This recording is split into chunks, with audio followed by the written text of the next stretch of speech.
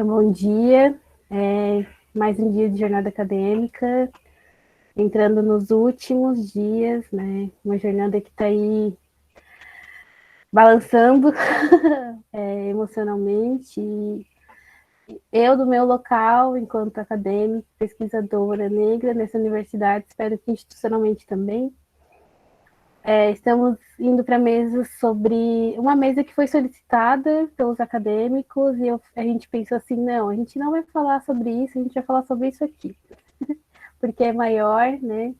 Nos pediram pressão estética, receberam normatização de corpos e corporeidades, né? E é o que a gente vai discutir hoje.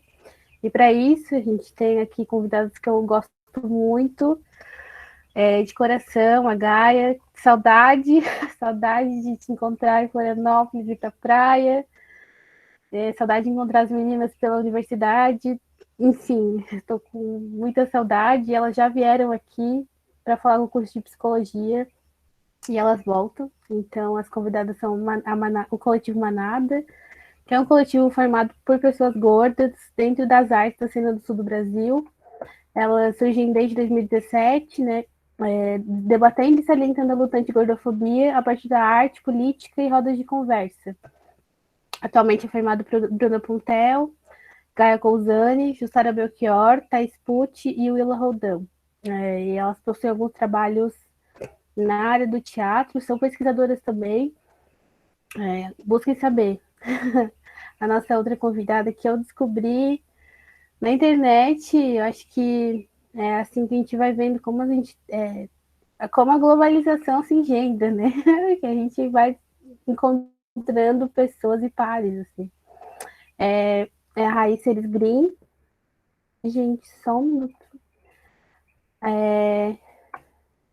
E não, a coisa não botou aqui.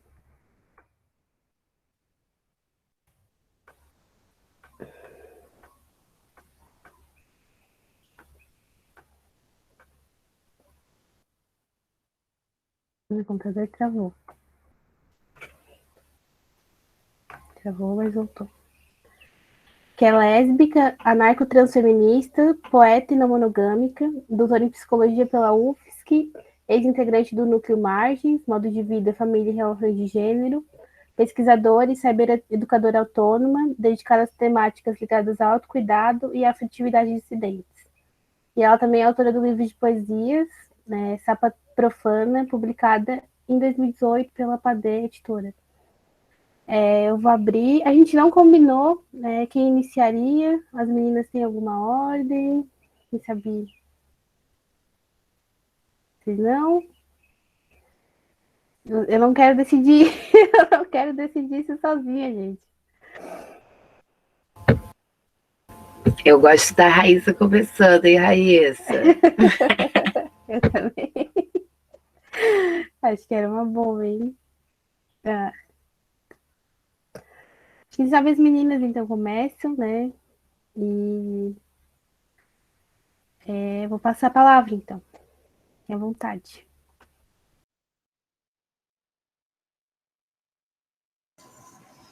Oi, gente, bom dia. Muito obrigada pelo convite para participar aqui dessa jornada.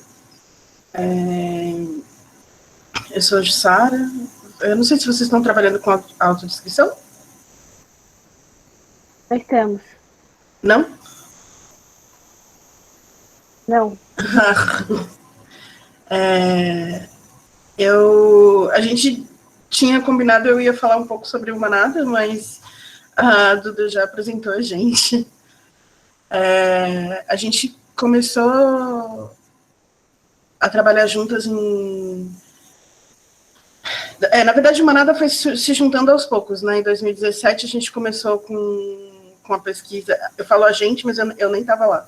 A Gaia e a Bruna e a Willa começaram com um projeto sob medida, mas eu, ao mesmo tempo, comecei com um projeto que chamava Peso Bruto, que é um projeto solo meu, que também estava discutindo o corpo gordo nas artes e discutindo um pouco essas questões bem fundamentais até do ativismo gordo, né? Que a gente pode falar um pouco mais depois, né, sobre pressão estética e a diferença de pressão estética e gordofobia mesmo, né. E aí, em 2018, a Bruna juntou uma galera para um trabalho e desde então a gente tem outras pessoas que passaram pelo Manada que agora não estão mais tão ativas, e agora, né, ativas tem estado nós 5, a Willa não está aqui hoje. E nós 4 também somos pesquisadoras acadêmicas, a Gaia acabou de entrar no doutorado, eu estou finalizando o meu doutorado e a Puth está finalizando, a Puth e a Bruna estão, ela é Thaís, mas eu chamo de Puth, que é o sobrenome, tá, gente? Estão finalizando o mestrado, e todas as nossas pesquisas têm a ver com corpo gordo, e elas vão se ramificando para campos bem diferentes, assim. A Gaia traz muitas questões políticas para discussão no trabalho dela, sobre ações políticas mesmo que a gente tem e deve fazer para discutir gordofobia, e com atravessamentos interseccionais, né? Pensando branquitude, pensando... não sei, Gaia me completa aí. Pensando branquitude e gordofobia, na verdade. Porque, enfim, aí é uma questão que a gente acaba que talvez tenha que ampliar muito, e quem sabe a gente deixa para uma próxima conversa, assim, mas só semeando que é isso, né? A branquitude, inclusive nós aqui, o coletivo é formado basicamente por pessoas brancas, então aí a gente começa a pensar sobre a nossa responsabilidade, né? Então, em pensar a branquitude dentro da pauta anti-gordofobia, assim, então a gente, enfim, vai por aí. Mas aí acho que abriria muito, vou deixar aqui só uma breve apresentação. Eu não sei se Bru e Puth querem se apresentar antes de a gente iniciar, talvez.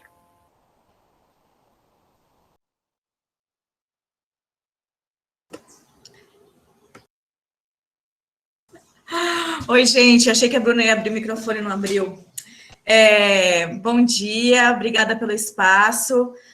Eu acho que também não vou entrar muito a fundo no que eu estou pesquisando no mestrado, porque eu acho que nosso assunto aqui vai ser mais amplo, mas eu estou pesquisando as relações com o riso, com o corpo gordo e o riso, como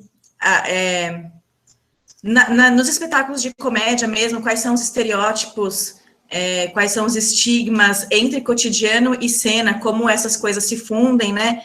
Então, estou aí finalizando, mas é isso, a gente vai, talvez, falar um pouquinho sobre isso depois, mas aí, se a Bruna quiser falar um pouco também, fica à vontade.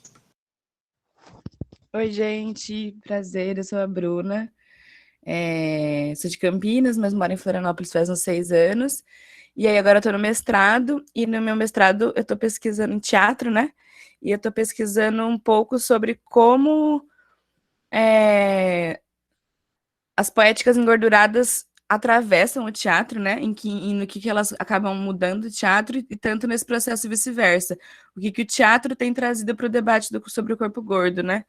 E ao longo desse processo de pesquisa, também tenho pesquisado muito sobre tentar entender esse processo da patologização, né, do corpo gordo, porque no fim a gente conversa muito, só que quando a gente volta aí para os médicos, a gente acaba vivendo várias situações, e são pessoas com quem a gente vai falar que muitas vezes a gente se sente desautorizada, né, deslegitimada a falar por conta, né, dessa coisa de ser um médico, né, de ter estudo, e aí a gente talvez...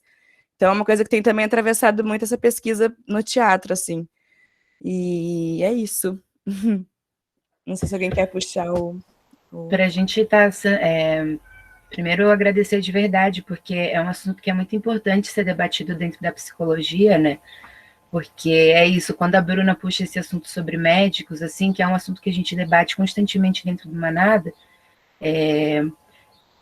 a gente reflete muito sobre o quão agressivo é esse ambiente, né? E a psicologia, ela não fica atrás, porque a psicologia, ela é formada por pessoas brancas, e em sua grande maioria, e magras, cisgêneras, e heteronormativas, enfim, né? Formada pela norma, como já diria J. Mombassa. Então é muito importante esse movimento aqui da gente estar conversando, trazendo corpos gordos, trazendo um corpo trans também, com a Raíssa aqui na nossa mesa hoje, que é muito especial essa presença dela. Eu sou uma grande admiradora de acompanhar mesmo assim há muito tempo. Acho que talvez ela não saiba, mas enfim, tenho esse carinho. E é isso, a gente se organizou para ficar pensando sobre o que a gente poderia contribuir para essa mesa, assim, né? Porque todas nós somos das artes da cena, umas da dança, outras do teatro, então acaba que da arte da cena, assim. E aí a gente fica pensando como que a gente pode contribuir para uma mesa que é da psicologia, né? A gente não tem conhecimento aprofundado sobre a temática, assim. Mas aí, ao mesmo tempo que talvez a gente não tenha esse conhecimento aprofundado, a gente tem as vivências. E aí a gente vai compreender que essas vivências são responsáveis por levar a gente até um psicólogo. E aí esse psicólogo induzir ao emagrecimento, porque tudo é sobre a gordura. Então, é uma depressão, é uma ansiedade, e isso é sobre gordura, então emagreça, né? Uma tentativa muito irresponsável, muito rasa e muito preguiçosa de resolver uma questão que é estrutural. Então é isso, se as gurias quiserem ir cortando, né? Pra gente é meio difícil se organizar, porque a gente é em 4, e aí a gente nunca, né? Enfim, então acho que vamos se cortando, assim, sabe? Abrir o microfone e ir se cortando mesmo. Ontem mesmo, a gente foi encontrar com uma vereadora aqui de Floripa, porque a gente está pensando sobre o dia de combate à gordofobia, um dia municipal de combate à gordofobia. E uma das coisas que a gente ficou pensando assim é sobre como esses ambientes, né, eles são responsáveis por exclusão das pessoas, como a escola, crianças que sofrem gordofobia na escola, adolescentes que tentam suicídio por conta da gordofobia na escola, que não é só do amiguinho que está ali do lado, é do professor, é do diretor, é da merendeira, é de todo mundo, entende? Então é uma gordofobia, é realmente uma opressão muito estrutural, assim, que também vai sofrer dentro do médico, numa sala de um médico, vai sofrer quando está entrando dentro de um ônibus. Então, todos os lugares estão reforçando a gordofobia, né? E aí a gente ficou pensando, assim, sobre isso, né? Que, porque a escola, a universidade tem muita evasão de pessoas gordas, mas na verdade não é uma evasão, é uma exclusão, porque gera ansiedade, gera depressão, gera vontade de não estar, porque não se sente pertencente. Então é isso, né? Essas doenças que vão sendo criadas, assim, eu queria que talvez a Bruna falasse um pouco mais, Bru, sobre a iatrogenia, para dar uma geral, assim, para que a gente entenda essas doenças que vão surgindo a partir da tentativa de emagrecimento, que tem muito a ver também com o nosso psicológico, né? Eu não sei se vocês já ouviram uma palavra que eu conheci recentemente, não, né? Mas durante a pesquisa, chamada iatrogenia. A iatrogenia, elas são doenças que vão surgir decorrentes de um tratamento médico, né?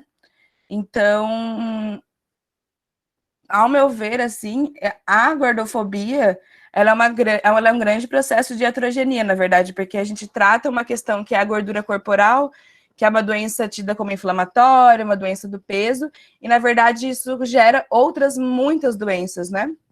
E como depressão, como doenças metabólicas também, como, sei lá, doenças decorrentes da bariátrica, né? A bariátrica é uma cirurgia que ela resolve alguns problemas, porém ela traz muitos outros para a vida inteira. Então, a gordofobia, ela é esse processo constante da gente estar adoecendo, contraditoriamente estar tentando buscar saúde, né?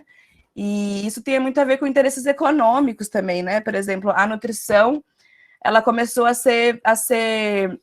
ter muitos cursos, né, de nutrição mais rápidos, assim. Então, existe um modelo onde tudo é baseado em cima do IMC, e, na verdade, a nossa complexidade corporal, de saúde, de funcionamento, de estruturação, é muito mais complexo do que o IMC dizer se a gente está saudável ou não, né? Porém, por interesses financeiros, isso acaba sendo, tipo assim, automatizado. E isso vem gerando uma ansiedade cultural, né? Pessoas gordas são retratadas constantemente nas mídias de massa e na arte também, como pessoas pouco inteligentes, pouco complexas, carentes, indesejadas. E isso vai gerando... E pessoas gordas começam a acreditar nessa narrativa, né? Essa narrativa é contada várias vezes, até que acaba virando verdade. E aí eis a questão, como é que a gente quebra isso? E como que a gente começa a aumentar essa quebra, esse rompimento, né? Dessa narrativa, porque é isso. Tá começando esse movimento ativista, né? Anti-gordofobia. Só que ele ainda é bem pequeno e a gente ainda tem que lidar com muitas outras instituições que estão, tipo assim, dando as suas carteiradas, né? Mas acho que é isso um pouquinho.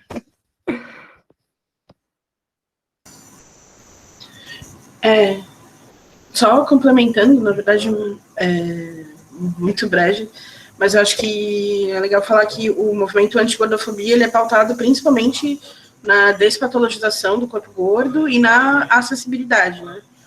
Pensar em criar espaços para as pessoas gordas ocuparem, né? Porque assim, a gente não cabe nas cadeiras, a gente não passa nas catracas, e também, né, ser considerado doente, assim como as gurias já estavam falando, é sempre muito contraditório também a gente ir buscar, tipo, por ajuda, por saúde, com médicos, e ser ainda mais violentado e ainda mais estigmatizado e ficar muito sem saída também, né? Ou mesmo indo atrás de educadores físicos, que né? A pessoa gorda preguiçosa não se movimenta. Aí a gente vai atrás de um lugar para se mexer. Aí a gente não tem acesso, porque esse lugar aqui também não é para você, sabe? Então é sempre uma luta bem contraditória, assim, né? Tipo, um lugar de fricção que a gente precisa realmente estar sempre enfrentando, assim, para conseguir ocupar os lugares e defender que pessoas gordas existem, que a gente ocupa os lugares e que o emagrecimento não é solução para todas as pessoas, né? Recentemente eu vi só para também fechar isso sobre a despatologização e a falta de acessibilidade para as pessoas gordas, eu vi um relato de uma pessoa falando que o único lugar, uma pessoa gorda maior, falando que o único lugar em que ela teve cadeiras, que ela pôde sentar, que ela teve portas, que ela não precisou se espremer para passar na porta, que ela teve segurança em sentar numa maca, foi numa clínica para a cirurgia bariátrica. Então, não é impossível criar lugares que nos recebam confortavelmente, que nos acolham, mas é quase que ter a cadeira que não nos cabe, que não nos sustenta, é quase que um lembrete para a gente o tempo todo de que você não deveria estar nesse lugar, que você não deveria estar sentada estar desse jeito, que você essa ideia de se cuidar, né? Como se o autocuidado, a magreza fosse o autocuidado, né? E que a gente sabe que não é. Eu não sei se a gente... Talvez a gente possa, depois que a Raíssa falar, a gente possa abrir para grandes perguntas, assim, e a gente alimentar esse debate conforme também o interesse de vocês, porque são tantas coisas que a gente vai lembrando e querendo compartilhar, que ao mesmo tempo a gente pode misturar tudo, assim. Então, não sei, talvez a gente possa passar a palavra para a Raíssa, e aí depois a gente segue a conversa, pode ser? Eu queria fazer uma pergunta antes, eu acho que isso viabiliza um pouco também, né, para a mediação e para o debate, porque o tema que surgiu em recomendação foi pressão estética, né?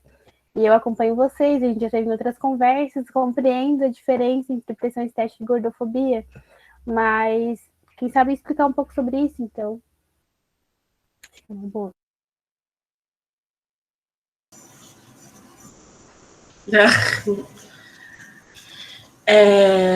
Eu posso começar. Pressão estética é uma questão bem mais ampla e que afeta todas as pessoas. Todas, né? Homens, mulheres, pessoas trans, pessoas cis, pessoas todas. Porque a gente tem um padrão, um ideal de beleza, um ideal de padrão, um padrão de comportamento que é inatingível, né? Então, a pressão estética é uma pressão para que a gente se enquadre que ninguém consegue atingir. E essa pressão está muito vinculada a um mercado que está sempre lançando produtos para a gente consumir, comprar e tentar alcançar esse ideal que a gente não consegue, né? Então, a pressão estética é uma coisa que, de fato, atinge todo mundo. Mas, ao mesmo tempo, não é uma coisa que te tira direitos, né? A gordofobia é uma questão estrutural, né? Que tem a ver com as coisas que a gente já veio falando antes, né? São perdas de direito de ir e vir, né? Tipo, a gente não tem como estar nos lugares porque a gente não cabe, a gente não acessa o mercado de trabalho porque as pessoas, os empregadores, as pessoas que empregam, e supõem que a gente é doente, que a gente vai dar custo para a empresa, ou que a nossa cara, tipo, não é uma cara que deve ser vista, não deve representar a empresa, e então a gente não acessa o mercado de trabalho. São várias, né, imposições, são várias, né, barreiras que a gente vai encontrando que, de fato, nos excluem do convívio social, assim. Querem complementar, meninas? Não, eu acho que é isso, né? É pensar exatamente que, assim, uma pessoa magra, ela tem ali as suas consequências enquanto uma pessoa que vive nessa sociedade, né? Porque todo mundo vive nessa sociedade que foi estruturada da forma como foi estruturada. Só que é isso, a gordofobia, ela vai matar não na forma... não numa forma... como que eu posso dizer... Não é numa forma literal. A gordofobia, ela vai matar num jeito que é assim, que é isso, ela te exclui dos espaços, porque você não cabe, né? O que a Puth também estava falando antes. Então, você entra numa sala de aula de uma escola pública, numa sala de aula de uma escola particular, dentro de uma universidade pública, dentro de uma universidade privada, todas elas mantêm as mesmas cadeiras e que corpos gordos não cabem. Eu e a Puth, a gente fez uma disciplina em 2019, juntas, onde todas as disciplinas a gente tinha que carregar um banco, eu e ela, e vem a Thalita também, minha companheira, que é magra. Então, importante que as pessoas magras entendam isso também, que se apliquem, que se impliquem, né, na luta. E a gente tinha que carregar um banco para dentro da sala de aula, porque as cadeiras eram aquelas que tinham um negocinho aqui na frente da barriga e que não vira. Então, não se senta ali. E é isso, assim, então, pegando essa fala da Puth, essa fala da Ju, são espaços que constantemente estão dizendo que você não tem que estar ali, que esse espaço não foi criado pensando em você e que, portanto, não quer você presente. E aí você se exclui, pensando que o problema está em você, e o problema não está na gente, o problema está na estrutura. E é essa a principal diferença entre gordofobia e pressão estética. A pressão estética, ela vai matar por outras questões, né? Por uma sociedade inteira. A gordofobia, ela vai matar por uma questão muito específica. Então, não tem nada a ver, na verdade, uma coisa com a outra, não tem nada a ver. É um grande equívoco que, na verdade, foi proporcionado pelas grandes mídias, porque não se tem interesse em debater profundamente o que é a gordofobia. Então, a gente vai debater a pressão estética como se a gente estivesse pegando todos os corpos, né? A pressão estética, ela vai contemplar todos os corpos, mas não vai contemplar. Porque a pressão estética, ela é responsável por uma coisa, a gordofobia é responsável por outra.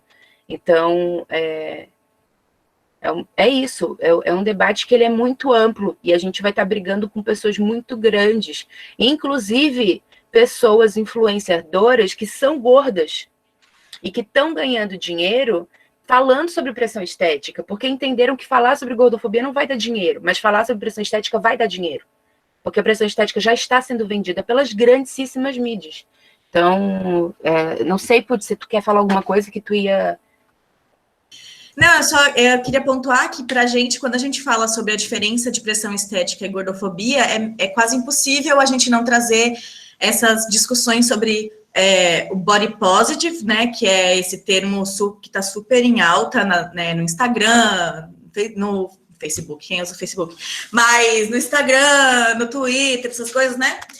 O body positive e a luta anti-gordofobia, porque o body positive é isso, ele tá muito atrelado com o consumo, né?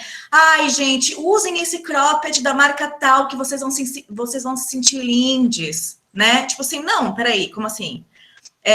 Olhe para você mesma, se ame. Mas assim, é importante eu olhar para mim mesma e me amar. Eu sei. Porém, o que estruturalmente isso vai mudar de fato? E aí a gente entra na ideia da luta anti-gordofobia, porque a luta anti-gordofobia não é uma luta individual, é uma luta coletiva. Ela fala sobre coletivo, ela fala sobre essas pautas que a gente elencou antes, né? Sobre a desestigmatização, sobre a despatologização e sobre a acessibilidade dos corpos, né? E que isso vai muito além, né? Por exemplo, quando eu falo sobre roupa, beleza, uma roupa ela pode me fazer me sentir bem, mas às vezes as pessoas gordas, elas não encontram roupa, né? E aí já se torna uma questão de acessibilidade, não de amor próprio, né? Não encontro roupa. E aí quando eu encontro, é um valor exacerbado, é um valor que eu não posso pagar. Como que eu faço isso? Né? Como é que... quando a gente vai olhar a fundo, assim, a gente vai cavando, e a gente não encontra fim, assim, porque são muitas estruturas e muitas camadas muito bem articuladas, né, para excluir esse corpo gordo da sociedade, né? Mas, enfim, era isso também.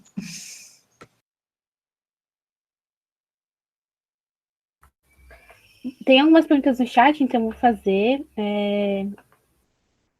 Professora de Paula, né? Primeiro, pediu a palavra. Ai, pedi. Obrigada.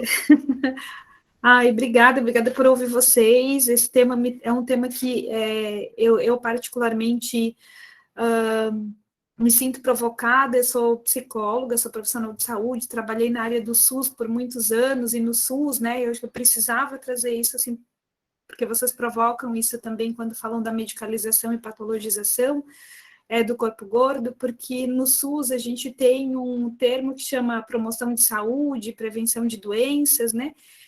E a linha que divide, né, a prevenção de agravos de saúde e a promoção de saúde e a gordofobia é uma linha que é tênue e que muitas vezes é reforçada dentro do campo da saúde, e a psicologia precisa estar muito atenta para isso, né, dentro desses grupos. Eu lembro quando a obesidade e sobrepeso veio para o campo das doenças crônicas, assim como hipertensão, diabetes, né? Então tem um conjunto de doenças que são consideradas doenças crônicas. Quando a obesidade e o sobrepeso veio para esse combo, eu brinco que virou uma caça aos gordos no SUS, né? Assim, uma caça cruel, né? Assim, então, bom, precisamos diminuir o índice de tabagismo, precisamos diminuir o índice de pessoas com hipertensão, com diabetes, e precisamos diminuir o número de corpos gordos, precisamos fazer as pessoas ficarem magras, né? A gente precisa emagrecer as pessoas.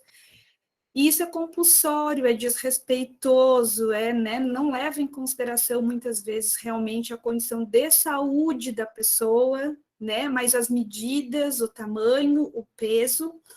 E aí, uma vez eu caí num comitê, assim, que era uma comissão de profissionais da área de nutrição, coordenado por uma profissional da nutrição, mas com vários outros profissionais de saúde, e era um comitê de saúde da população, não, era um comitê de saúde de obesidade e sobrepeso, né? E era isso, assim, né? Qual a estratégia que a gente vai fazer para diminuir a medida das pessoas, né? E aí eu dizia, gente, mas será que é isso que tem que ser feito? Ou será que a gente tem que ver se as pessoas estão com saúde? Né, o objetivo não é promover saúde, então a gente não tem que se preocupar com quantas pessoas emagreceram, mas como está a saúde das pessoas. E era muito difícil dizer isso, mas muito difícil, né? E aí a consequência disso é que sai todo mundo da reunião, vai tomar um café e começa, ai, não posso comer, preciso perder peso, né? Que é a conversa de 11 a cada 10 mesas de café de unidade de saúde onde eu trabalhei, ou de qualquer lugar, né? Restaurante, almoço na casa da mãe, domingo, qualquer lugar, enfim. Então, acho que esse cuidado é essencial, assim, eu queria trazer essa experiência para levar vocês também a falar um pouquinho disso, convidar, a pedir, né, como que tem sido essa discussão na relação com o SUS, com as redes de saúde, na questão realmente do que é saúde e que doença crônica é obesidade, sobrepeso e obesidade é doença crônica, né? Porque eu entendo, assim como o tabagismo, por exemplo, que pode ser uma predisposição para algumas doenças crônicas, mas ela foi colocada a condição obesidade e sobrepeso já como doença. E eu acho que isso tem que ser uma bandeira também do movimento, que é despatologizar isso. Hipertensão é doença crônica, diabetes é doença crônica. Agora, obesidade não é doença, porque a pessoa pode nunca ficar doente por conta da obesidade. Isso que a gente precisa desmistificar, porque as pessoas que têm boa intenção vão dizer isso. Não, mas nosso interesse é com a saúde das pessoas. Queria responder, posso? Muito interessante o que tu traz, assim, e aí eu já estava com o link aqui aberto porque eu queria sugerir para vocês. Tem um Instagram que ele se chama Saúde Sem Gordofobia. Nesse link, lá tem na bio deles, vai ter um outro link que vai te levar para um outro lugar. Nesse lugar tem a lista de profissionais que não são gordofóbicos, que fazem parte da luta anti-gordofobia. A gente vai ver que em Santa Catarina a lista é minúscula, enquanto em outros estados do Brasil a lista é gigante.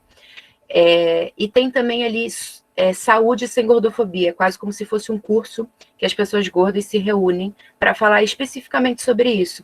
Então, já queria deixar aqui sugerido para vocês, porque quanto mais gente, melhor, quanto mais psicólogo implicado nessa luta, melhor, obviamente.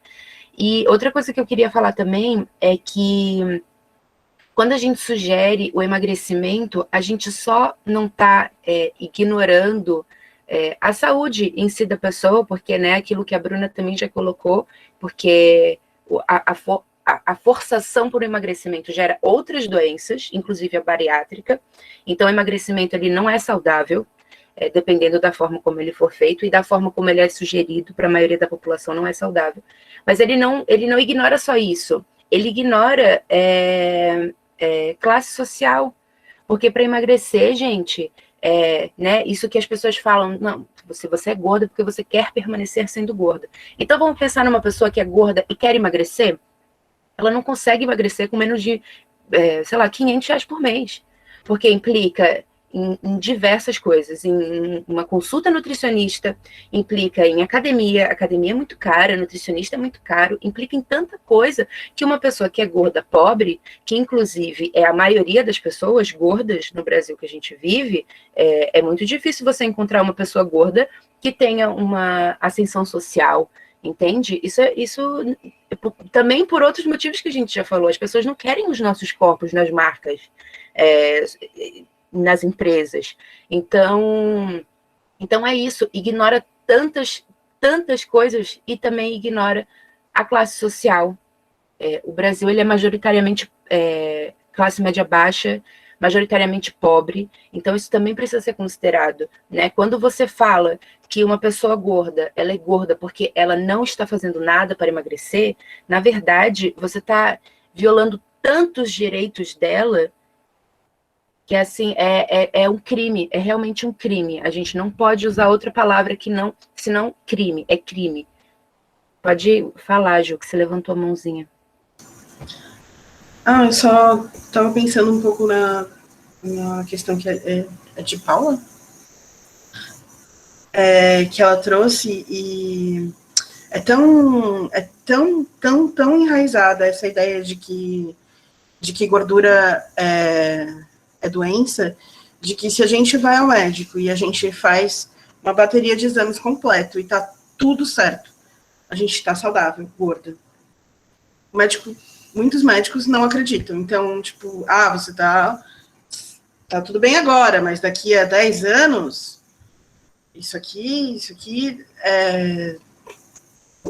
a compreensão de que a gordura é doença, ela é muito enraizada, e aí, então, a gente tem que discutir mesmo sobre o que é saúde, e reverter mesmo, tipo, qual é esse entendimento, para que as pessoas gordas que estão saudáveis, né, sejam vistas como pessoas saudáveis, porque é isso, né?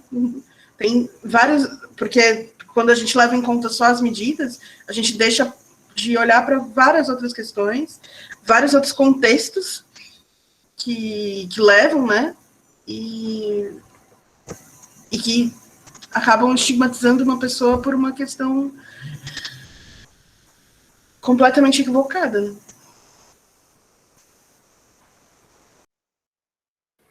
Sim.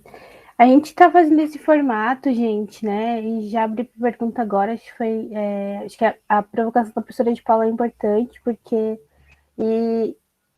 dá uma deixa para a gente também chamar a Raíssa para falar, e abrir um espaço para falar dela, porque ela é psicóloga, né?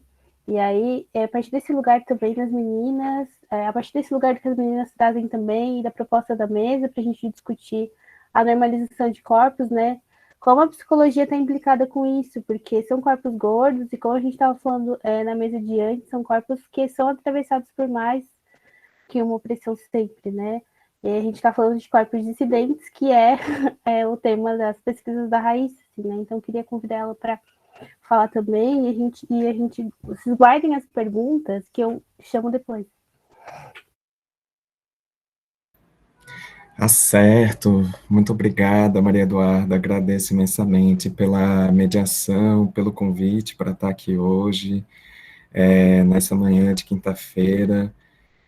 Dizer que é uma alegria imensa estar tendo essa conversa, uma conversa extremamente importante, extremamente necessária. Queria falar também da alegria de reencontrar com Gaia, de me reencontrar com Bruna nesse espaço, né, depois de tantas aventuras e desventuras naquela ilha de Florianópolis, né, onde eu morava até alguns milênios atrás, porque o que passaram nesses últimos tempos não foram anos, foram milênios, nesse tempo comprimido das guerras que a gente tem vivido e atravessado nesse país. Vou audiodescrever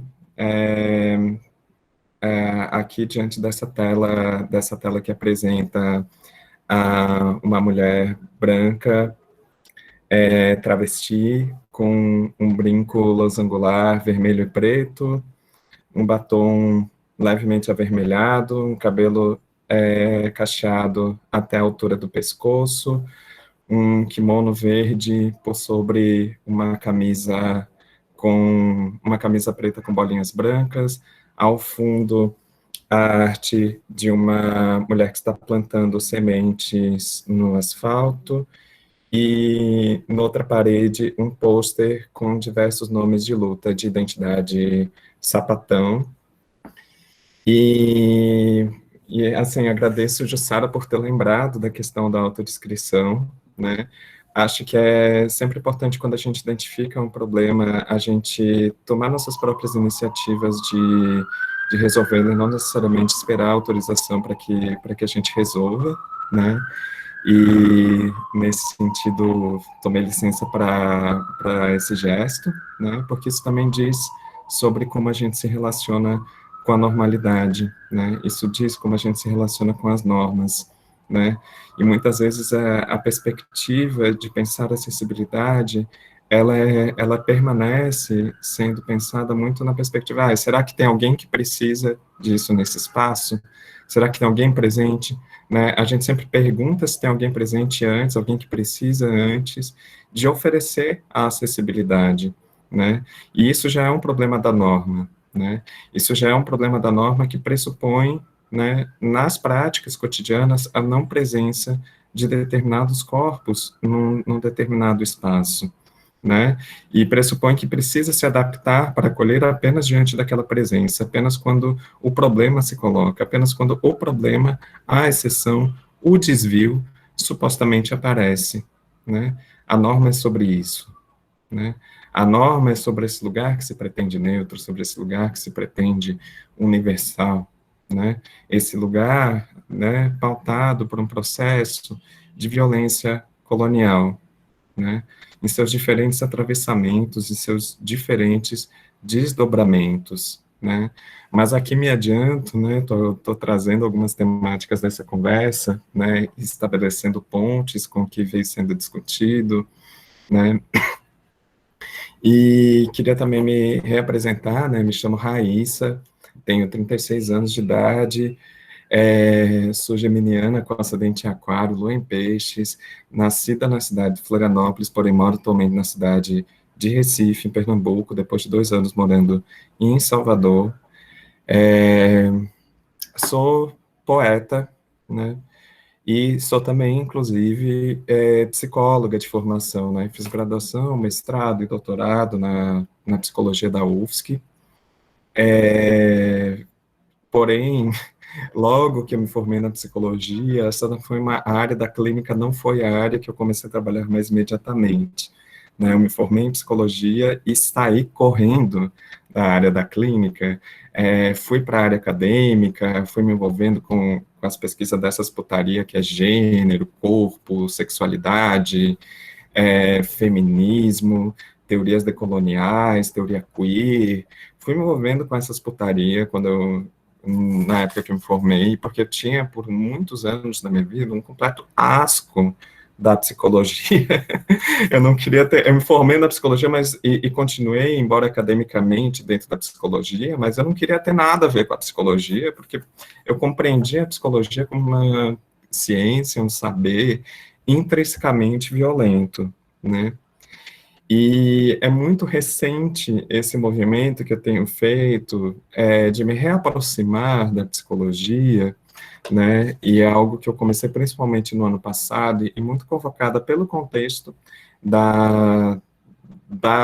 vamos dizer assim, da enfatização da guerra que vivemos no Brasil, né, neste projeto de sociedade chamado Brasil, né, essas guerras que temos vivido, né, compreendendo que o período pandêmico ele acirrou algumas dessas guerras, mas a gente está falando de guerras que são muito antigas, falando que também o governo Bolsonaro acirrou essas guerras, mas a gente está falando de guerras que vêm de muito antes, né, de um processo de violência que tem, assim, no mínimo 500 anos, né, que vem de uma estrutura de poder colonial que se coloca sobre a nossa sociedade, que se coloca sobre este território que habitamos, que ele violenta corpos e ele também constrói nossos corpos, né? É esse processo colonial que posiciona nossos corpos no mundo, que posiciona nossos corpos em sociedade, posiciona nossos corpos, posiciona nossas vozes, né? E são diversas facetas com que o poder colonial sobre o corpo e produtor de corpos se manifesta, né? A gente pode nomear o racismo, a gente pode nomear a cisgeneridade, a gente pode nomear a gordofobia, a gente pode nomear o capacitismo, né? A gente pode nomear também a heterossexualidade compulsória enquanto um atravessador, né? Nisso tudo, né? E eu acho que, assim, é um tema super amplo e é desafiador. Eu fiquei pensando, gente, normalização dos corpos, assim, eu acho que é uma chave de discussão, de debate, a gente colocar em holofotes, né, colocar nomear, né, isso que está na posição da norma, né, porque os desvios a gente sempre foi nomeada, a gente sempre não, né, mas a gente é mais costumeiramente nomeada, a gente é mais costumeiramente estudada, a gente é objeto de pesquisa, né, a gente é objeto, e assim, de pesquisa dos discursos mais violentos que existem, né, existe algo em comum né, que se a gente pode pensar nessa interseção, né, algo comum que cruza, né, tanto existência transvestigêneros, que é uma parte da identidade que me atravessa. Eu não sou apenas um corpo trans, tá, gente? Eu sou um corpo sapatão, eu sou uma mulher, sou também um corpo trans, né? Assim como eu também, é importante a gente sempre não só nomear as opressões, mas também nomear, né? Eu também sou um corpo branco, né? Também sou um corpo de classe média, universitária. Esses lugares, eles atravessam meu corpo tanto quanto os desvios que me cruzam, né? Mas nomeando algo que cruza, né, tanto corporeidades, existências, vidas de pessoas gordas e vidas, né, de pessoas transvestigêneres, o lugar da patologização, né? Esse lugar que coloca este corpo como um corpo que, estando fora de uma norma, ele ocupa um lugar do que é chamado de doente, do que é chamado de perverso, do que é chamado desviante, um corpo que precisa ser tutelado, né, pelos poderes da biomedicina, da psiquiatria e da psicologia, inclusive, que precisa ser tutelado em direção determinado à sua suposta melhora, né? E o que é esperado como melhora é a obliteração do desvio, né? O que é esperado como melhora, como evolução, como saúde deste corpo, é a obliteração deste desvio. Então, esse é um processo de patologização que ele agencia e organiza uma série de violências contra corpos e existências no mundo, que são violências que se exercem em nome de um suposto bem, né? São violências que se exercem em nome de uma suposta saúde deste corpo, né? Não é aquela violência, muitas vezes, que vem da pessoa malvada, né, da pessoa cheia de ódio no coração, que vai e grita com você. Essa violência também existe contra todos esses corpos e outros tantos, né? Porém, a gente está falando de uma violência que aparece com a voz calma, né, que aparece nas teorias, né, aparece na cara de paisagem da psicoterapeuta, ou cara de origami, como uma amiga minha gosta de falar, e eu adoro essa expressão, terapeuta com cara de origami, né, com aquela voz doce, super gentil, né, mas que recomenda para você, né, uma proposta, uma intervenção, né, que pressupõe o seu corpo como um problema, né, pressupõe o seu corpo como um problema a ser resolvido, né, como algo a ser superado, né, e nisso, muitas vezes a gente vê que a violência da gordofobia se manifesta, né, também compreendendo que a patologização da gordofobia, ela passa não apenas por aspectos ligados à saúde fisiológica, digamos assim, mas também, né, por categorias e modos de patologização presentes nos consultórios de psicoterapia. Também acho que é um ponto que eu fiquei pensando bastante, assim, de como se pressupõe que um corpo gordo é um corpo depressivo, né, ou um corpo ansioso, ou é um corpo que tem um distúrbio emocional, né, nesse lugar. É um distúrbio emocional que supostamente tem que ser resolvido, tem que ser superado, né, porque não se consegue pressupor aquele corpo como um corpo saudável, né, é um corpo que ele precisa ser transformado. E aí, por outra vez, né, o corpo que emagrece, né, qual que é o lugar da norma? É sempre importante a gente perguntar qual que é o avesso, qual que é a norma que surge a partir disso. Né? O corpo que emagrece é o corpo que está saudável, é o corpo que está bem, é o corpo que está com autoestima, é o corpo que sorri para os vegetais na propaganda de margarina, né? Esse corpo topzera, né, que corpo topzera é ótimo, né? Porque topzera é uma gíria maravilhosa, inventada pela Heterolândia, né? Vamos falar desse corpo topzera. Esse corpo se coloca como padrão corpo obediente, como Paula Nunes acabou de comentar aqui no chat, né? O corpo que obedece, mas que também é o corpo produtivo, né? O corpo que produz no trabalho, né? É o corpo que dá aquela corrida, né?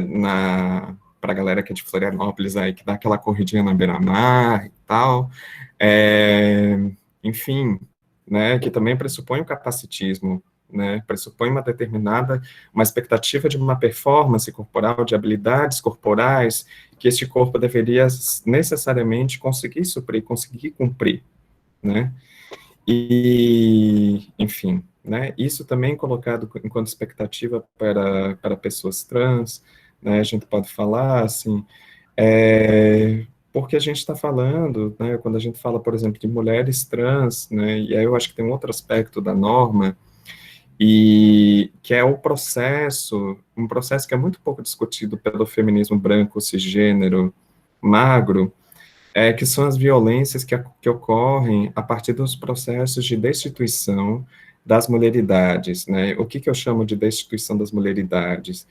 É um discurso muito conhecido, né, principalmente por feministas negras, né, recentemente foi traduzido por Jaqueline Gomes de Jesus, da Sojourner Truth, quando ela faz a pergunta, e eu não sou uma mulher, né, desde o lugar de uma mulher negra, compreendendo uma série de violências do dispositivo da economia escravista, do processo de colonização, né, do tráfico no período colonial, que produziu, né, uma série de mecanismos de violência contra corpas negras que negavam, né, a estas corpas, né, a corpas de mulheres, negavam a possibilidade de serem reconhecidas enquanto mulheres, né? O ideal que a gente tem na nossa sociedade, a referência de mulher, é uma referência de uma mulher branca, né?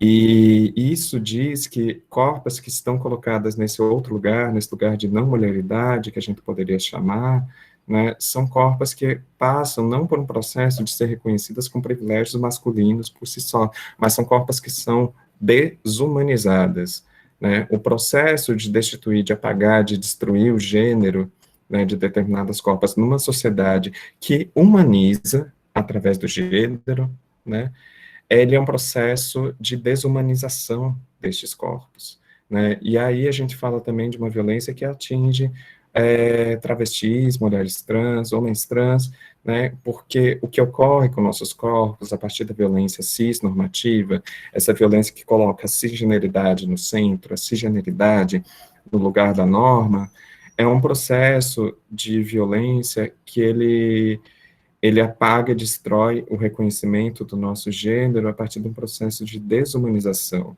nos posicionando no lugar de corpos que são monstruosas, nos posicionando no lugar de corpos que são desviantes, né?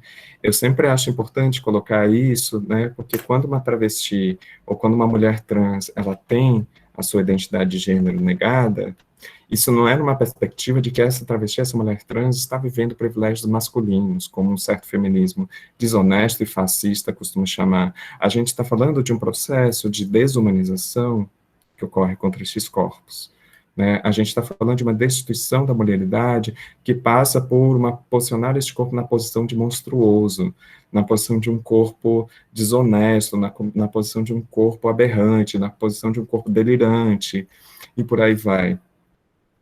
E como que a psicologia tem atuado na sustentação dessa norma, né? Como que a psicologia ela tem atuado historicamente na manutenção dessas violências, né? E eu diria que, assim, em diversos aspectos, assim, a gente pode compreender, mas são aspectos que passam não apenas pela produção de um discurso patologizante sobre esses corpos, como também pela própria forma como a psicologia constrói os seus referenciais do que é saudável, pela forma como a psicologia constrói seus referenciais do que é o humano, né? Quem a psicologia coloca no centro do seu discurso quando está falando nas suas teorias de personalidade, ou quando está falando nas suas teorias sobre desenvolvimento infantil, né? Ou quando está falando sobre família, sobre saúde familiar, né? Que famílias são essas, né? Que estão presentes, né? E que família, por exemplo, estão presentes quando se fala, por exemplo, em família desestruturada, né? Muito frequentemente a gente está falando de famílias que não são brancas, e está falando de sistemas familiares de pessoas LGBT também, né? LGB, lésbicas, gays, bissexuais e famílias de pessoas transvestigêneres também, né? Quando a família... Então, o discurso que a psicologia vem sobre família é esse lugar da família heterossexual, branca, cisgênera, né? E que é atravessada por essa expectativa do emagrecimento, que é atravessada por essa expectativa, né, do capacitismo também, né? Porque são esses corpos que acessam esses lugares, até se a gente compreender o quanto esse lugar da família, esse lugar da conjugalidade, né, da conjugalidade monogâmica, e aí já daria um outro pano para manga de debate a gente falar sobre monogamia compulsória, esse sistema, enfim, mas é uma polêmica que talvez seria um pouco, transbordaria um pouco as possibilidades de tempo dessa conversa, porém, assim, né, que corpos são os que acessam estes lugares de afeto também, né, que é uma questão de saúde mental também, né, porque afeto e saúde mental são questões muito atreladas, né, e aí se a gente fala de corpos que estão historicamente, sistematicamente preteridos nesse grande mercado dos afetos, né, porque a forma como a nossa sociedade se relaciona com os afetos é numa perspectiva bastante mercadológica do corpo, né, que corpo serve para eu viver essa imagem do casamento perfeito, né, que corpo serve para eu apresentar para minha família, né, que corpo serve para estar nesse lugar. Acredito que vocês conseguem adivinhar de que corpos estou falando, né? Corpos cisgêneros, corpos magros, corpos brancos, né? E nem estou falando necessariamente da heterossexualidade aqui, embora a heterossexualidade também seja um poder, né? Mas por compreender que também branquitude, cisgeneridade e magreza são padrões corporais que atravessam os próprios espaços LGB também, né? Porque os espaços LGB, eles também têm se colocado historicamente como espaços de normatividade corporal, né? Também como espaços que, enfim, né, com todo o processo também de higienização, né, dessa expectativa romântica, né, dentro dos casais de mulheres ou casais de homens, expectativas monogâmicas, de novo, mas a gente já combinou que não vou polemizar muito sobre isso. Essas expectativas que são colocadas, né, que corpos cabem nesse sonho da família margarina LGB, né? Não são corpos transgêneros, não são corpos gordos, não são corpos brancos, de uma forma geral, né? Isso também gera uma sobrecarga, um efeito na nossa saúde emocional muito forte, né? Os processos das solidões, que não são solidões escolhidas, mas solidões compulsórias na nossa sociedade. Solidões que não se manifestam apenas, né, no aspecto de, quem quer ficar ou quem quer namorar comigo, ou questões desse caráter, embora possa se manifestar nisso também, né, mas solidões que se manifestam, por exemplo, nas nossas redes de apoio, né, nas nossas redes de cuidado, né, quando a gente precisa de ajuda, quando passa por determinadas situações na vida, a quem a gente pode recorrer, né, quem é que vai contribuir nas nossas, sei lá, nas nossas vaquinhas, né, quando a gente precisa de grana, por exemplo, que corpos são mais rapidamente, prontamente atendidos nos seus pedidos de ajuda do que outros, né, porque a negligência ao pedido de ajuda e a negligência ao pedido de socorro, isso mata, isso é presente nos serviços de saúde, gente, né? A gente tem relatos diversos, né, de travestis negras que morreram chegando no pronto-socorro do hospital porque ninguém queria atendê-la, ninguém queria atender esse corpo, né? E aí, assim, como é que a gente se coloca, né, galera da psicologia, como é que a gente está colocando a nossa disponibilidade de escuta e acolhimento clínico, né, compreendendo que nós, psicoterapeutas, e aí eu acho que é um ponto que a provocação que eu dispararia para a gente se encaminhar para um fechamento e para abrir para tal da conversa longa, que seja uma conversa gostosa, porque também, né, quero muito ouvir as meninas do Coletivo Manada para a gente trocar aqui nesse espaço, assim, mas a gente que é terapeuta, a gente que é da psicologia, é muito importante que a gente se posicione também no sentido de olhar para os nossos afetos, olhar para nosso corpo, olhar para as posições que a gente ocupa nos lugares da norma, olhar quando a gente é norma nesses espaços, nesse nosso trabalho que a gente está fazendo, né? Convocar a psicologia, o lugar dessa psicóloga, desse psicólogo, dessa terapeuta, de falar de si na primeira pessoa também, não só no seu espaço da supervisão, né, ou na sua terapia privada, individual, mas também no seu processo de construção e produção teórica, porque quando a gente chega para atender a pessoa, né, qualquer pessoa, em qualquer espaço clínico, seja no SUS, seja no hospital, seja na clínica privada, seja sentada na cadeira do seu quarto, na frente de uma tela de computador, que está sendo a forma de trabalhar de muitas de nós hoje em dia, compreender que você é um corpo que ocupa lugares de norma, né? Que normas você ocupa? Você é um corpo atravessado histórica e politicamente, e como isso se coloca e se manifesta na sua escuta, como isso se coloca e se manifesta no seu acolhimento e nos seus não acolhimentos também, né? Perceba, né? Se olhe, se conheça, né? Quando você não está sendo acolhedora dentro de de algo que está sendo manifestado para você na clínica, dentro de um corpo que chega lhe pedindo, lhe convocando ajuda, né? Perceba, porque nós não somos corpos neutros. A psicologia, assim, é uma coisa que me deixa puta, que a psicologia é uma ciência que ela se propõe sempre, é um saber, né, uma ciência, não sei se é uma ciência, mas pretende ser, algumas pessoas deliram que a psicologia seja, enfim, lufas para esse debate, mas a psicologia sempre se pretende muito boazinha, sabe? A psicologia sempre se pretende muito boazinha, né? Aquela coisa, aquela voz serena, aquela voz tranquila, aquela cara de paisagem, aquela vozinha de fada sensata, ou dos boy que fica fazendo cosplay de Freud também, né? Que quando vai se aproximando da época de estágio, deixa a barba crescer e começa a vestir camisa social, porque, né, tem que fazer o cosplay também, né? O cosplay de terapeuta tá aí, né? Porque para ser respeitada, né? Como é que faz, né? Psicólogo também se monta, gente.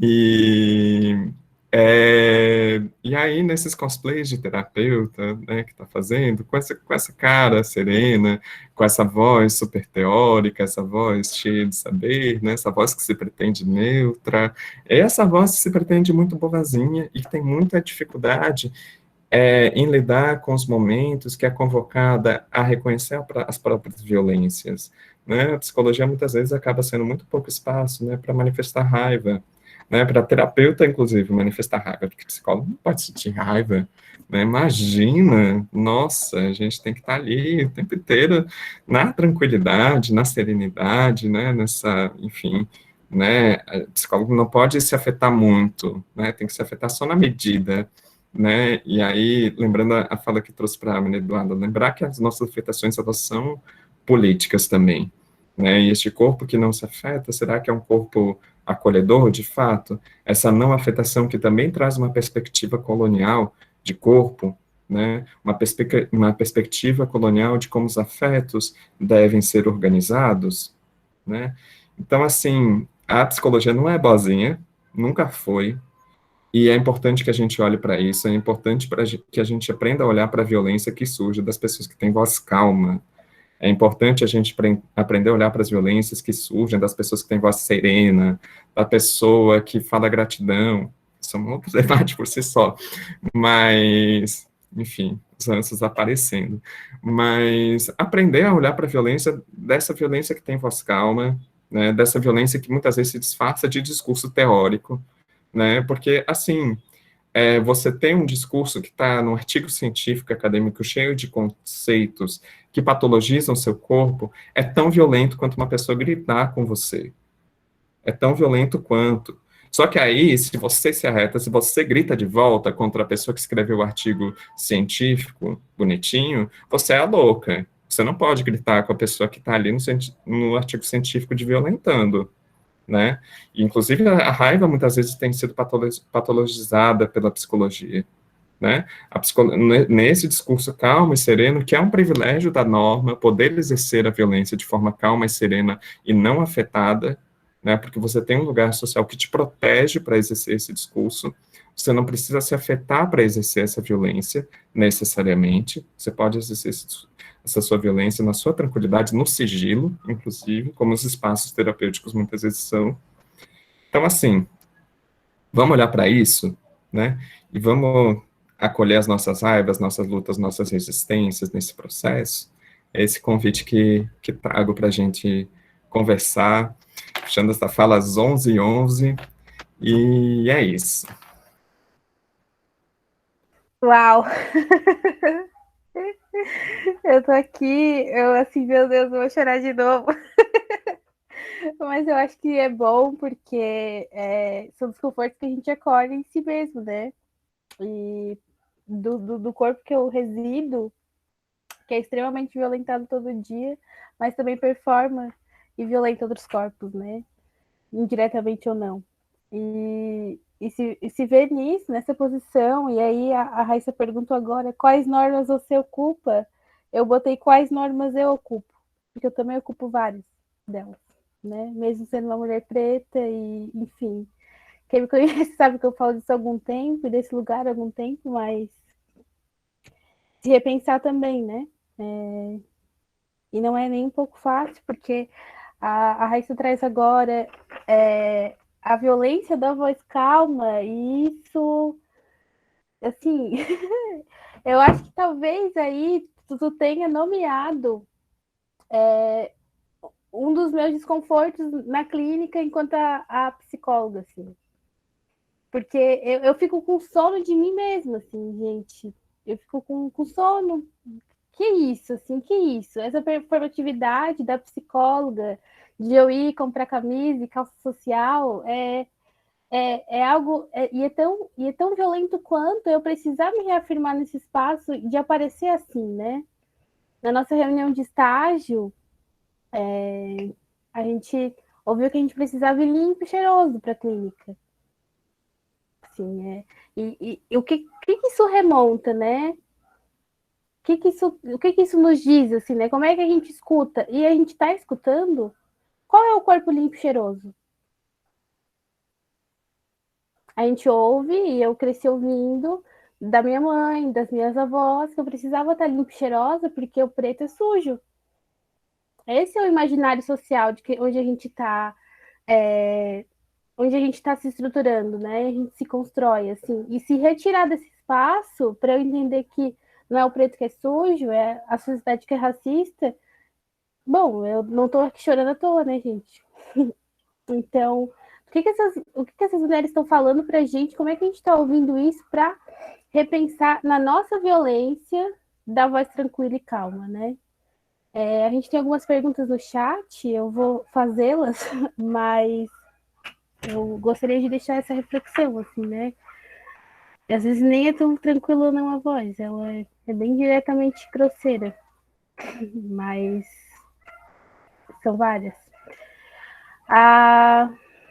Eu vou fazer primeiro da Bárbara, que eu acho que é uma boa pergunta. A Luana, né, que veio antes, na mesa sobre relações sociais, falou na palestra anterior que não se sentiu acolhida em terapia, e foi comentado em seguida como as pautas sociais são pouco exploradas durante o curso. Acredito que essa pauta também é pouco explorada. Ela estava falando da gordofobia, mas eu acho que a pauta da norma é pouco explorada. Vocês já passaram por um processo psicoterapêutico? Se sentiram acolhidas? Como vocês esperariam ser acolhidas nesse espaço? Eu vou deixar as meninas responder, mas eu também tenho uma colocação depois. Posso começar? Então, eu tive uma primeira experiência quando criança, e depois dessa experiência, eu consegui ter uma nova experiência só na vida adulta, e há, uns 2 anos atrás, né, com 25 anos. Eu tinha 11 anos, a minha família sempre foi uma família muito, muito conservadora e que cobrava muito com que eu emagrecesse, né? Aí primeiro assim, você tem que emagrecer antes de menstruar, porque depois que você menstruar, é muito mais difícil. Aí eu ficava, né? Tem que emagrecer antes de menstruar. Então, assim, eu menstruei com 13 anos.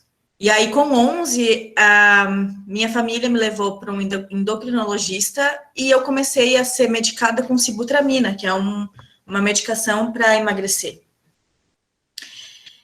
E, ao mesmo tempo, esse médico, ele sugeriu com que eu fizesse sessões de psicoterapia. E foi uma das experiências, assim, uma das experiências mais violentas, que foram várias na minha infância, mas que me marcou muito, assim. Eu precisava, sempre quando eu ia até na sessão né, com a minha terapeuta, eu precisava passar na farmácia, me pesar, que era uma instrução dela, né? Aí eu chegava e aí eu precisava contar para ela quanto eu tinha pesado. E toda semana ela anotava, e aí eu tinha todo o meu peso, assim, enfim, todo o que eu perdia ou não. Se eu mantinha o peso, ela me tratava de uma forma mais, tipo, tá, vamos se esforçar um pouquinho mais. Mas se eu não emagrecesse, se eu ganhasse peso, aí ela sempre tinha um discurso muito pronto, assim, no final de sessão, que era: Thaís, isso é para o seu bem, isso é para a sua saúde, se você não emagrecer, você vai ficar sozinha, você quer ficar sozinha? E aí parava assim, e aí por muito tempo eu ficava quieta, e ela começou a pedir para que eu repetisse a palavra não quero ficar sozinha. E aí ela: obrigada, até semana que vem. Aí eu ia embora com aquilo: não quero ficar sozinha, não quero ficar sozinha. Então, e aí eu me sentia muito incomodada, mas ao mesmo tempo eu me sentia culpabilizada por não ter emagrecido. E aí e esse discurso de ir para o seu bem, que era um discurso que vinha dela e vinha da minha família, também reforçava essa minha culpa. Tipo assim, ok, é para o meu bem, eu não quero o meu bem, eu não estou conseguindo o meu bem, eu vou ter que sofrer as consequências por isso, né? Então, quando eu levava esse meu desconforto, né, para minha família, eles falavam, né, não, é para o seu bem. Aí eu levava o desconforto da minha família para a terapia, não, é para o seu bem. Aí eu ficava no meio disso tudo, assim, e acabei desistindo de continuar, né? E para mim, por muito tempo pensei, não vou para terapia, não, acho que não dá. E sempre fui postergando, assim, até que eu encontrei uma profissional com que consegui me sentir à vontade, mas, assim, foi um processo, assim, desde o início, assim, com essa nova abordagem, enfim. Mas o quanto isso me afastou também, né, de procurar ajuda. Porque eu procurava ajuda das pessoas próximas a mim, né, da minha família, aí eu não tinha. Da terapia, também não tinha. Então, isso foi me afastando cada vez mais, aí sim, eu fiquei sozinha por conta disso, né, não por ser gorda. Porque eu fui me fechando cada vez mais, né? Então, não sei se eu respondi exatamente a pergunta, mas é uma lembrança que eu tenho muito, muito forte, assim, comigo, né? E que eu consegui ressignificar essa figura, né, da psicóloga, né, do psicólogo, e por aí vai. Consegui, mas quantas pessoas não conseguem ressignificar isso? Quantas pessoas não conseguem procurar ajuda de tantas vezes que ela foi negligenciada, né? Enfim.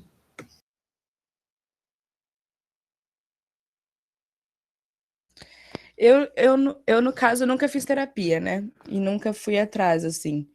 Acho que hoje em dia, atualmente, é o momento que eu penso em fazer, assim, mas também já com essa cabeça de tentar encontrar profissionais por indicação, né? Porque por esse medo de passar por situações assim. Mas vou contar uma história da minha mãe, na real. Que minha mãe, recentemente, ela fez a cirurgia bariátrica, né? Por 1000 indicações do médico e... Enfim, e ela acabou fazendo, e tem que se ter um acompanhamento psicológico na bariátrica, né? Porque do nada você tem um estômago bem menor do que você tinha e você tem que mudar todos os seus hábitos do dia para noite, assim, né? Tipo, e mudar completamente a alimentação. E aí minha mãe tava indo numa psicóloga que era especialista nisso, assim.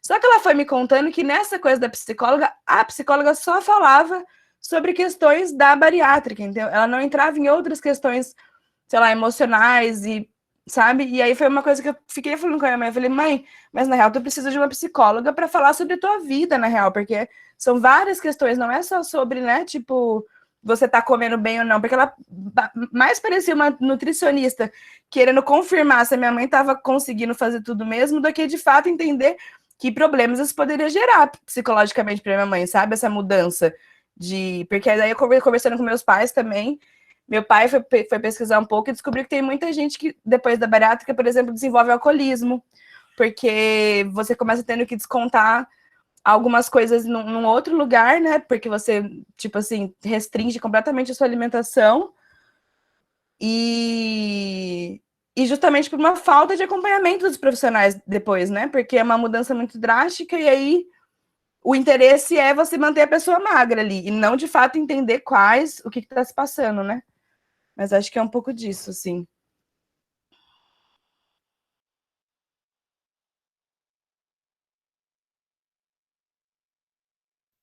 Bom, sobre a pergunta da Bárbara, eu fico pensando nessa semana, e agora também não vou me forçar a lembrar em qual mesa foi, mas a gente falou sobre o paternalismo, né? De esperar que a pessoa chegue até a gente com a sua demanda. E eu acho que a partir do que elas estão dizendo, a gente não precisa esperar que elas nos digam como querem ser atendidas, assim, né? Mas é que a gente não é nem, eu acho que repensar é muito pouco, assim, porque repensar pode ser um pouco passivo, né? E como a Raíssa bem diz, e eu que sou leitora de Audre Lorde, gosto muito, a gente precisa se utilizar da raiva, assim, e transformar essa potência de ação literalmente em mudança. Não é ficar no abstrato, né? E a gente é muito abstrato enquanto psicólogo, né? Não, vem aqui falar do sonho. Não, vem aqui, fala da tua infância. Não, vem aqui. O que é essa palavra para ti? E reforce o paternalismo também, de esperar que as coisas nos cheguem, né? E que a gente tutele, como a Raíssa fala. Então, para além de como as pessoas querem ser atendidas, como a gente pode mudar, porque a informação está aí, né? A violência a gente está vendo como acontece, assim, a gente vai naturalizar ela e ficar espantado, a gente se espanta muito fácil, que os comentários de espanto achei interessantes, assim. E o espanto, a gente leva ele para onde, né? Só para o divã? Importante que se leve para o divã, mas só para ele, assim, né? Não é uma questão individual, né? Isso vem falando desde a mesa sobre ética, né? A gente precisa se formar em mudar coletivamente. A partir disso, tem a pergunta da Maria Laura também, e acredito que seja diretamente para o coletivo Manada, mas gostaria de saber a opinião de vocês sobre o papel da moda, marcas, como vem o plus size, se pode ser entendido como mais uma forma de discriminação.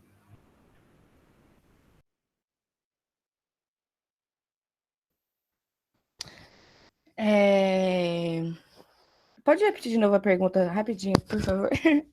Sim, com certeza. Saber a opinião de vocês sobre o papel da moda e das marcas e como vem o plus size, se ele pode ser entendido como mais uma forma de discriminação. Então, eu não acho que o plus size, ele pode, não sei se é uma forma de discriminação, porque é uma questão de necessidade que você tenha roupas maiores, né? Porém, o que tem acontecido muito com essa coisa da moda plus size, que eu tenho percebido, é que, por exemplo, assim, o 46 que a gente vestia há 15 anos atrás, não é o mesmo 46. Ele hoje é o 54, entendeu? Tipo assim, então, basicamente, parece que se tem um novo mercado muito grande de roupas, mas, na verdade, se aumentou um pouquinho a medida, mas as pessoas acima de 60, elas continuam não achando, né? Tipo, ou lojas do tipo assim, nós temos roupas até 60. Aí você vai a uma peça que tem. Todas, no geral, elas são do 54 para baixo, que, na verdade, 54 já virou o novo 48, 50, na verdade, né? E fora a questão dos preços, né? Porque aí, quando você tem um diferencial, que é plus size, então você pode cobrar um preço maior, e aí tem essa ilusão de que você gasta muito mais tecido, sendo que a gente sabe que, no fundo, sei lá, não vai ser isso que vai encarecer a roupa, na verdade, é mais uma questão de marketing, né? E eu acho que isso é um grande problema, porque é isso, na verdade, a gente continua tendo dificuldade de acessar roupas, só quem tem dinheiro consegue comprar roupas, e ainda se coloca na roupa uma função de resolver tantas coisas que ela não vai resolver, né? Mas que ela não é desimportante por conta disso, porque é importante que a gente se sinta bem com que a gente se vista, né? Mas também isso não resolve todas as questões. E no sentido de normalizar também os corpos, o plus size está aí para tentar encaixar esse corpo gordo para tentar disfarçá-lo como um corpo magro, né? Marca a cintura, disfarça a barriga, a listra tal não pode. E toda essa, né? A gente estava discutindo no nosso encontro, né? Segunda, que a gente se encontra toda semana para discutir, e aí a gente estava falando sobre como a moda também disfarçada disso de aceitar, de ampliar numeração, de acessibilidade, também está condicionando nossos corpos a se encaixarem num determinado padrão, né? Enfim, só um outro ponto sobre o plus size, né? Tanto que outra crítica é não, eu sou uma mulher plus size. Não, tu não é uma mulher plus size, tu é uma mulher gorda. Plus size é uma questão de mercado, é uma questão que não é sobre ser, né? E aí acho que essas coisas, como essas coisas chegaram de uma forma meio assim, chegou, também todo mundo está tentando entender onde cada coisa está, assim.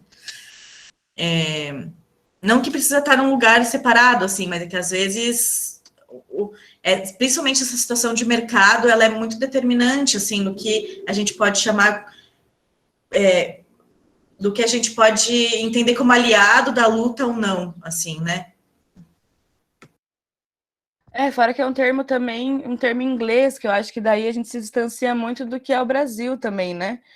E aí, tipo, acho que é isso, assim, eu acho que tem eu acho que ele não é uma discriminação, mas eu acho que o plus size, ele ganha uma visibilidade que é para mercado. E aí, porque eu fico pensando que a gente vive um pouco isso com essa coisa do queer também, né? Do tipo assim, é importante trazer, só que tem que se entender que ele vem de um contexto, né? Que a gente está no Brasil e que isso...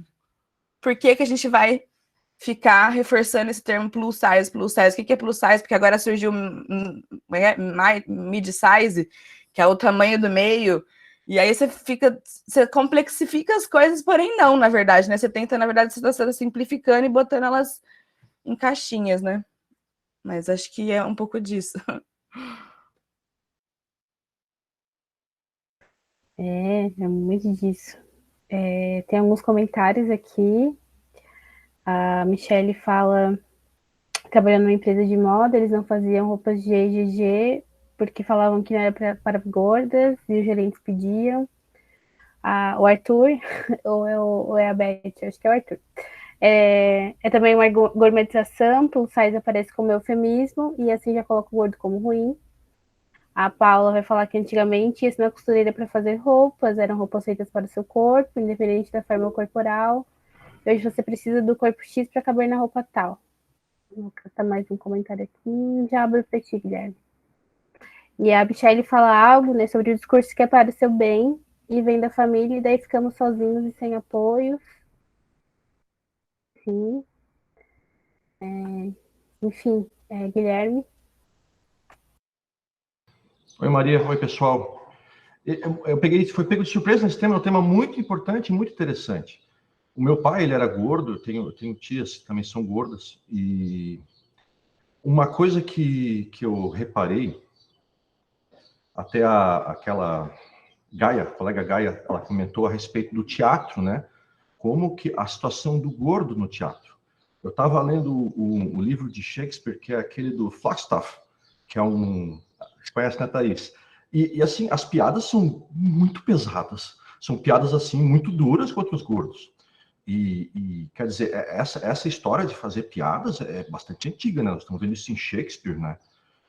Mas uma coisa que me chamou muito atenção, e até o professor João Brunel concordou comigo numa aula, é a seguinte: quando eu era pequeno, eu percebia que os gordos, eles eram pessoas muito alegres. E o professor João Brunel disse que também, quando ele era pequeno, também. E é uma situação que mudou muito nesses últimos dias, que a gente tem visto os gordos como pessoas tristes, como pessoas culpadas de não poder ter aquele corpo que todo mundo acha que ele deveria ter. E é uma questão que lembra o que foi tratado anteriormente na palestra sobre racismo, que é parece que é quando a ciência quer entrar no negócio, parece que estraga. Tu vê que veio aquela história de eugenia por uma questão científica, considerando os negros como se fossem alguém inferior aos brancos, cientificamente. E agora nós temos a situação de que o gordo, cientificamente, é alguém doente, né? Então, é uma situação muito triste que se coloca quando você não trata a pessoa simplesmente como motivo de piadinha, mas como alguém que precisa ser tratado. Na verdade, eu até não esqueci da minha pergunta, acabei fazendo um comentário, mas obrigado pela oportunidade, tá?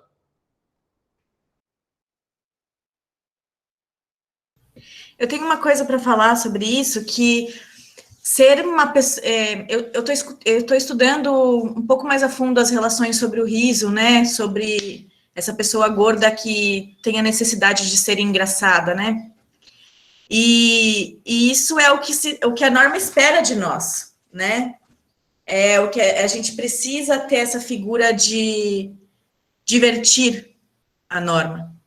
E aí eu tenho escrito sobre 3 tipos de riso que eu identifico nas minhas relações, que um é um riso da zombaria, que é esse riso gordofóbico, ao olhar para o meu corpo, esse riso vem dessa forma gordofóbica. O outro riso é o riso da cena, que é a minha relação com espetáculos cômicos como atriz cômica. E o outro riso que eu tenho falado é o riso da proteção, que é justamente esse riso que esse estado de engraçada, como para me sentir aceita socialmente, né? Como eu percebia que se eu fizesse rir no meu círculo social, eu ia ser um pouco menos hostilizada, ia me sentir uma falsa sensação de ser aceita, né, nesse lugar. Então, acho que eu não sei se essas pessoas gordas são vistas como tristes, assim, mas talvez revoltadas, talvez elas começaram a se incomodar um pouco com essa situação, ou elas estão muito imersas nessa ideia de que o corpo delas é ruim, é nojento, é feio, é fedido, é incapaz, né? Não sei, acho que tem vários lugares, não tem uma resposta para isso, mas essa ideia de ser um corpo engraçado é o que se espera de nós, assim, né? Eu fiquei pensando várias coisas a partir da tua fala, Thaís, assim, mas, assim, eu complementaria, assim, também um pouco como é necessário a gente problematizar essas nostalgias da cordialidade também, né? O processo de violência colonial no Brasil, e isso é algo que tem sido muito discutido no âmbito das relações raciais, mas ele também se transpõe para outras opressões, foi muito construído a partir dessa lógica da cordialidade, da conciliação, né, do disfarçar com o humor, com a piadinha, né, essa violência sempre muito disfarçada, né, de cordialidade, e que parece que ela é mais tolerante, parece que ela é mais inclusiva, mas ela pode ser não, ela é um processo extremamente violento, né? E nisso, assim, que tu trouxeste sobre a questão do humor e do riso, porque é um lugar que eu vejo muito, é um lugar social muito colocado também às corpas travestis, né, as corpas transvestigêneres, costumam ser muito colocadas nesse lugar, né, sempre da engraçada, sempre da bafônica, sempre, tudo que a gente faz é sempre uma grande E assim, sem querer ofender as pessoas que trabalham com palhaçaria, né? Mas tudo tem sua hora e seu lugar, né? Ser tratada constantemente enquanto uma figura cômica, enquanto uma figura não séria, né? Isso também é uma forma de violência, né? Porque parece que só pode, ou a gente é a fonte do riso para a norma, né? Porque corpos exóticos, portanto, corpos engraçados, né, e somos então a fonte do riso, né, para compensar por nosso desvio, por nossa falha, né, a gente tem que ser a travesti que está sempre sorrindo, está sempre lacrando, está sempre bafônica, está sempre extrovertida, né, porque se você introverte, se você se fecha, aí não, aí é um corpo triste, né, e não, assim, quem tem o direito à tristeza também, né? Quem tem o direito a entristecer, né? E continuar sendo acolhida nos espaços sociais, assim. E sobre uma outra questão também que foi comentada, essa questão das expectativas do padrão corporal, dessa expectativa higienizante, né, desses processos, que parece que assim, o olhar da violência colonial, ele se dirige aos nossos corpos, sempre tentando encaixar esse corpo que está diante dele numa norma, sempre tentando aproximá-lo o máximo possível dessa norma, né? Então, é como se fosse isso. Nós, pessoas brancas, quando olhamos para uma pessoa não branca, né, para uma pessoa negra, para uma pessoa indígena, né, falando das principais violências que configuram o território brasileiro, quando a gente olha projetando a expectativa de que fosse branco, né, olha projetando a expectativa, né, um lugar de expectativa que é colocado sobre aquele corpo. Quando olhamos para um corpo gordo, o que a gente vê é a expectativa de um corpo magro, né, que aparece junto no nosso olhar, né, e inclusive num sentido de que é como se fosse aquele corpo e a gordura como lugares diferentes, né, como se o lugar da gordura fosse algo alheio, estranho àquele corpo, porque o que se espera é o corpo magro, né, então quando o corpo, ele engorda, quando ele não emagrece e tudo mais, é como se fosse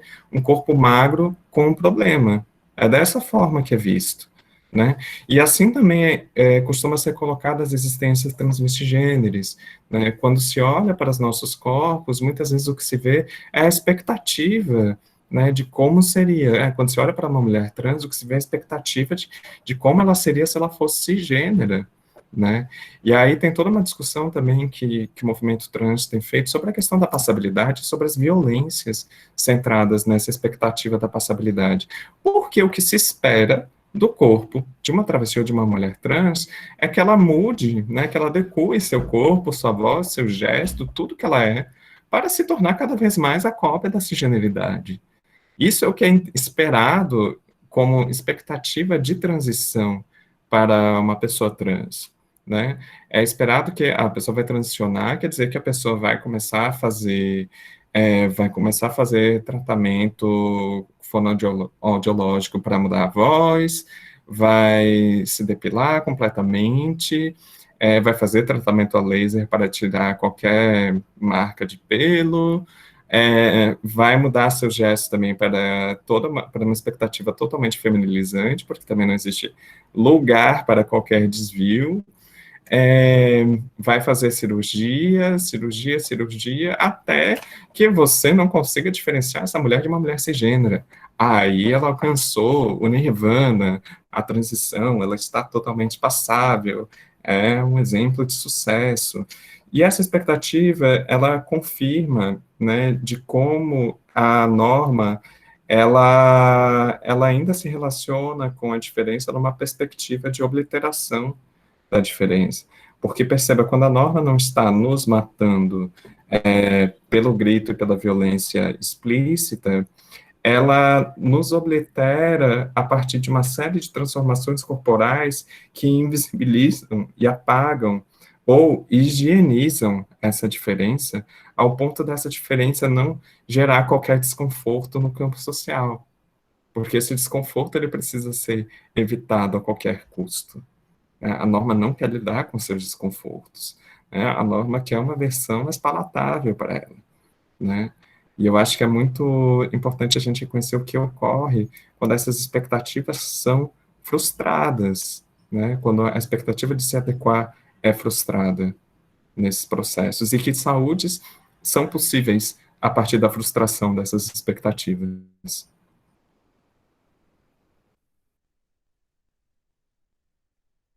Gente, pelo adianto da hora, e eu.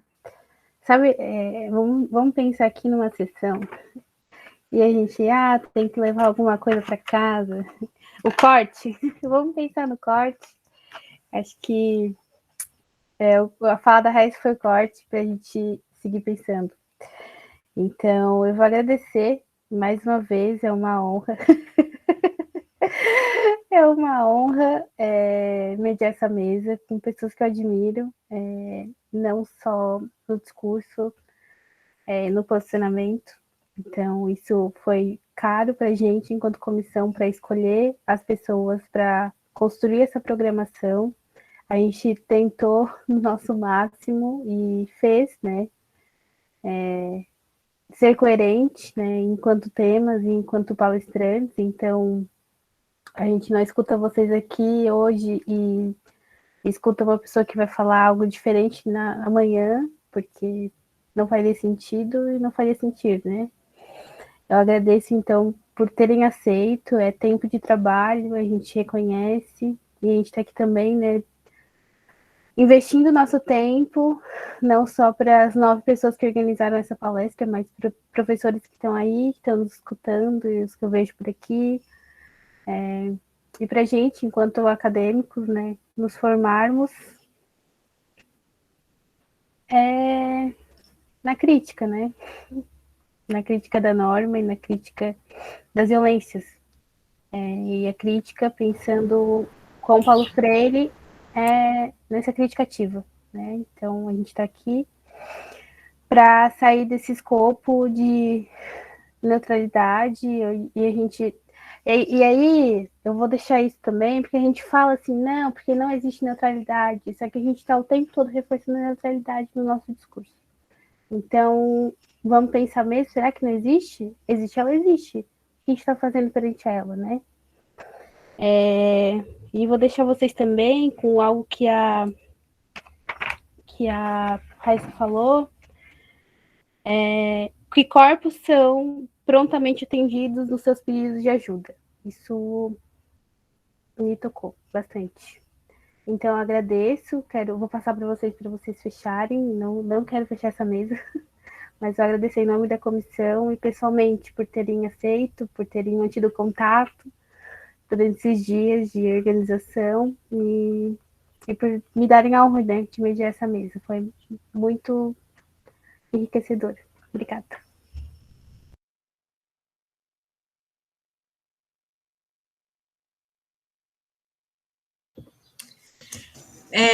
Eu quero agradecer, eu não, né? O Coletivo Manada quer agradecer muito o convite mais uma vez e convidar vocês a acompanharem nosso trabalho. A gente tem um Instagram que chama @manadatreme, do verbo tremer, e a gente compartilha alguns dos nossos processos, outras rodas de conversa que a gente tem participado, e aí seria muito, muito legal encontrar vocês por lá também. A gente pode continuar esse debate por outros meios, e muito obrigada, Duda, sempre.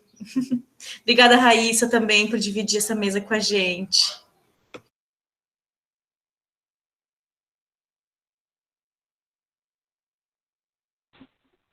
Gente, eu vou agradecer também. Eu estou num consultório, então eu fico com vergonha de falar.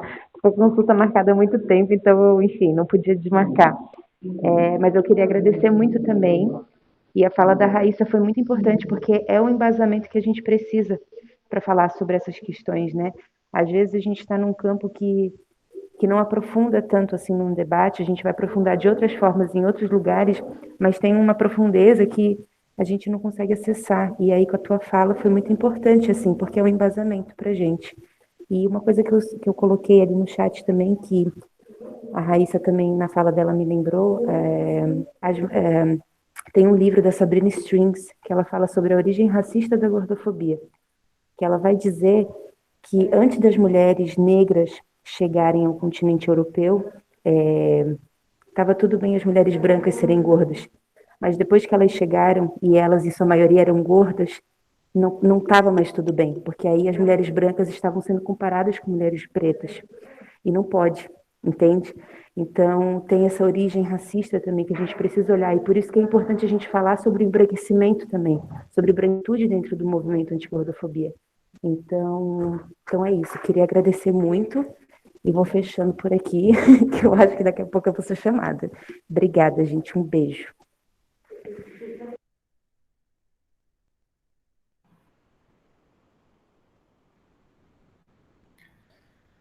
Boa consulta, Gaia.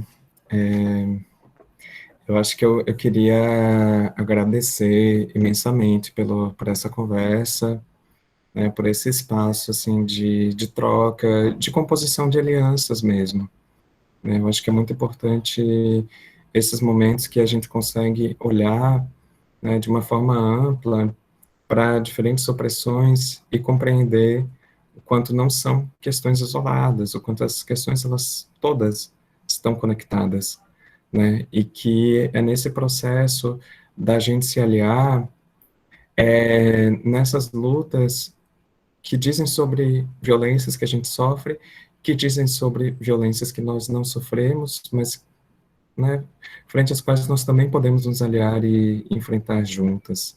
Eu gosto muito de uma frase da já citada Audre Lorde, quando ela diz, né, não serei livre até que todas as mulheres sejam livres, ainda que as correntes que prendem a outras sejam diferentes das minhas. E é sobre isso, né?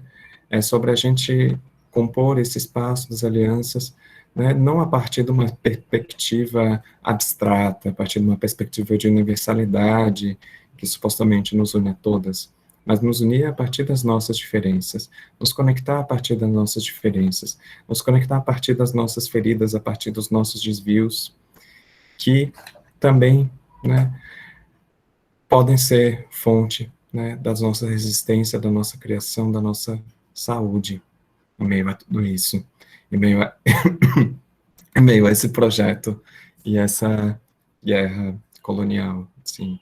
Agradecer Maria Eduarda também, muito, muito incrível te ouvir, também agradecer Thaís, agradecer Jussara, agradecer Bruna, agradecer Gaia, por cada partilha generosa que foi compartilhada por aqui nesse espaço, e é isso, que a gente siga nas alianças, que a gente siga construindo e trocando, né? Vou deixar aqui no chat o meu Instagram para a gente seguir em contato também.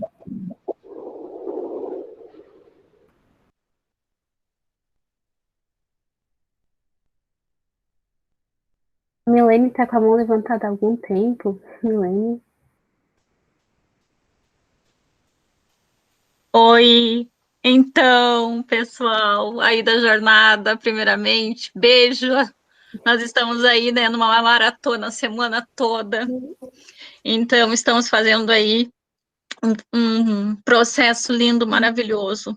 Parabéns, primeiramente, a vocês, a todas as pessoas aqui, né, que participantes que estão fazendo parte dessa jornada, disponibilizando um pouquinho do seu conhecimento, trazendo essa abordagem, e todos que passaram e passam aqui com seu histórico.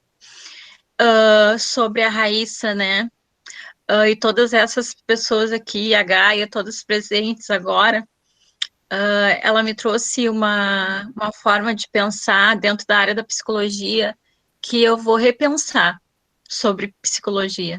A tua fala foi muito importante também, Maria Eduarda, de como nós devemos agir como psicólogo na abordagem, aquela pessoa que vem, né, para nós calçarmos os sapatos, juntamente a ela.